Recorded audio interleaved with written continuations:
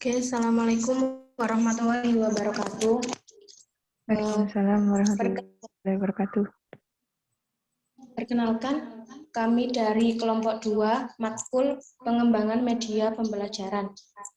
Kelompok kami terdiri dari 4 orang, yakni yang pertama, saya sendiri Vika Dwi Alfianti, yang kedua, Mbak Husnia Safira, yang ketiga, Kholida Isnaini, yang keempat, Aswatul Hasanah, dan yang kelima, Riki Gali. Baik, di sini kami akan mempresentasikan tentang poster dengan judul Peran Media Pembelajaran bagi PAI di era 4.0.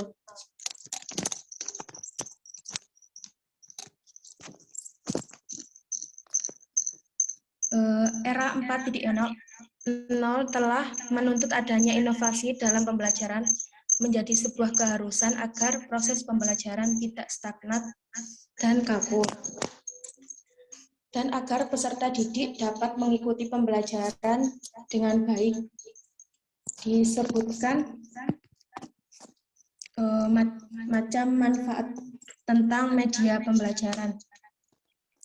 Yang selanjutnya akan dijelaskan oleh Mbak Husnia Safira. Baik, terima kasih Mbak Vika. Di sini saya akan membahas sedikit tentang media pembelajaran. Jadi media pembelajaran yang digunakan di era 4.0 ini kami memberi contoh 4.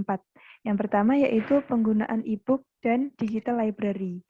E-book ini sekarang sudah menjadi media belajar yang populer karena dinilai lebih praktis. Maksudnya lebih praktis itu kan e-book itu berupa data. Jadi mudah untuk dibawa kemana-mana, baik dalam jumlah banyak ataupun jumlah sedikit.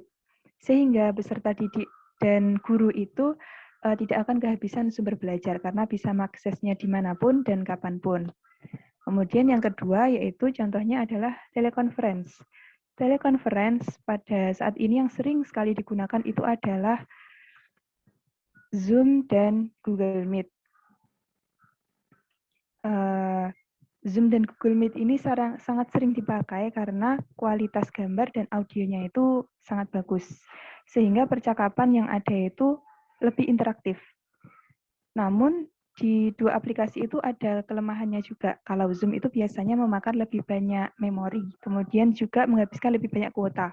Sedangkan kalau Google Meet di versi yang terkini, apalagi yang digunakan di smartphone itu hanya bisa memuat satu layar saja. Jadi kita tidak bisa melihat gambar-gambar audiens di layar selanjutnya. Kemudian yang ketiga, contohnya yaitu adalah games. Tentunya siswa itu lebih suka ya memainkan game daripada mengerjakan soal. Gitu. Maka dari itu, inovator pendidikan itu membuat game sebagai media pembelajaran.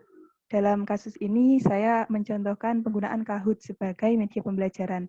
Kahoot itu kan di dalamnya biasanya guru itu memasukkan soal yang isinya ada pilihan ganda, ada juga isian. Nanti di dalamnya itu peserta didik atau siswa itu bisa mengerjakannya. Nah, siswa yang mengerjakan di Kahoot ini cenderung lebih tertarik karena Kahoot ini itu dirancang seperti game. Jadi grafisnya itu menarik, kemudian juga ada batasan waktu sehingga siswa itu lebih tertantang dan tertarik untuk mengerjakan soal di dalam Kahoot. Kemudian yang terakhir itu adalah penggunaan notebook atau LCD. Kadang kalau di sekolah perkotaan atau sekolah elit itu kan memberikan fasilitas berupa satu buah notebook kepada peserta didiknya.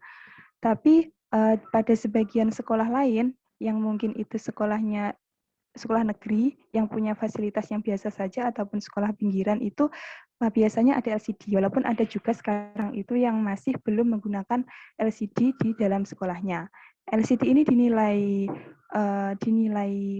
sangat membantu guru untuk menjelaskan karena dengan adanya LCD itu bisa menampilkan seperti film, video pembelajaran, kemudian juga PPT, sehingga nantinya itu memudahkan guru dalam menjelaskan dan menjadikan siswa itu tidak hanya bosan mendengarkan penjelasan dari guru tok ataupun penjelasan dari papan tulis saja.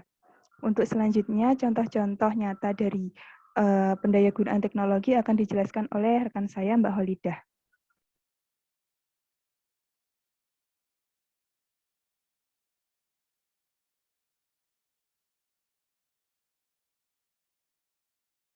Contoh pemanfaatan layanan internet.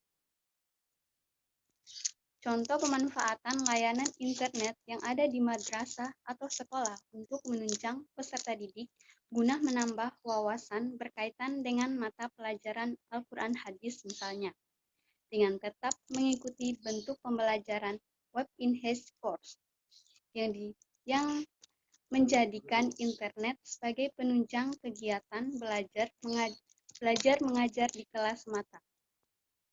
Dan motivasi juga dapat dilakukan dengan dua pendekatan yang berbeda. Bisa diawali dengan pendekatan topik terlebih dahulu atau diawali dengan pendekatan teknologi. Selanjutnya untuk step-stepnya akan dijelaskan oleh Mbak Kholida.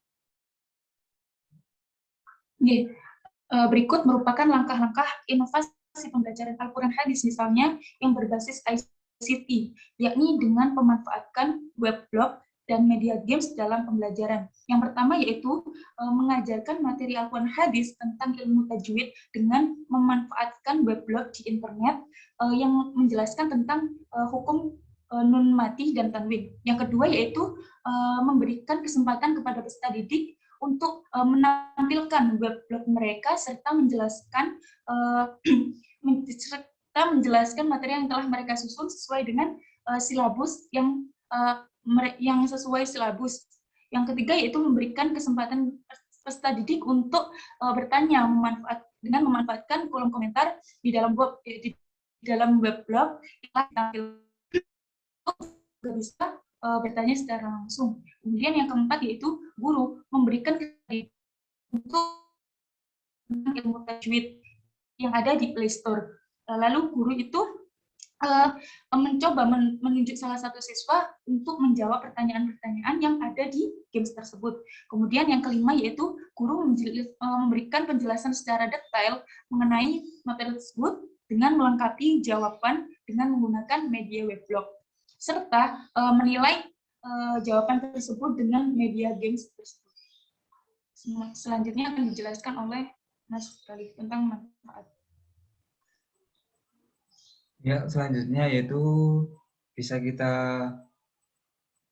lihat dari media pembelajarannya, dari contoh-contohnya, bahwa kita bisa mengambil beberapa manfaat, yaitu yang pertama yaitu penyebaran informasi secara luas, cepat, dan terintegrasi. Yang kedua yaitu penyajian materi menjadi logis, ilmiah, dan juga sistematis. Yang ketiga yaitu mewujudkan KBM yang efektif, efisien, dan produktif. Yang terakhir yaitu penyajian materi menjadi lebih menarik dan juga tidak membosankan. Itu semua adalah contoh-contoh manfaat dari media pembelajaran yang sudah dijelaskan tadi. Yaitu terima kasih. Itu adalah sekian dari kami. Untuk kurang lebihnya kami mohon maaf. Untuk selanjutnya, wassalamualaikum warahmatullahi wabarakatuh.